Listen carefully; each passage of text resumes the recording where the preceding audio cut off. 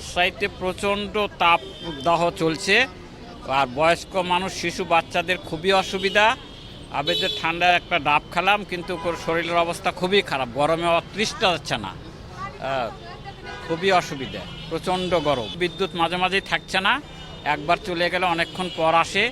মানুষের জীবন একবারে অতিষ্ঠ হয়ে উঠেছে। রাজশাহীতে তো প্রতিদিন বর্তমানে এখন গরম প্রচণ্ড দেখা যাচ্ছে এবং অনেকেই এই গরমে ডিহাইড্রেটেড হয়ে অসুস্থ হয়ে পড়ছেন।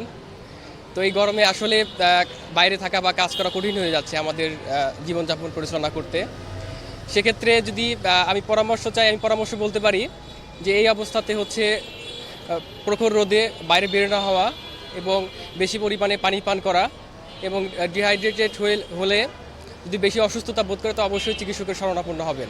রাজশাহীতেও আমরা প্রায় দেখছি লোডশেডিং হচ্ছে, এই 1-2 ঘন্টা পরেই দেখা যাচ্ছে যে আধা ঘন্টার জন্য 1 ঘন্টার জন্য আমরা কারেন্ট পাচ্ছি না। গরম লাগছে, কথা হচ্ছে লোকজন বের হচ্ছে না, আমাদেরও খুব সমস্যা হচ্ছে, গরমে অসুস্থ হয়ে আছি আমরা।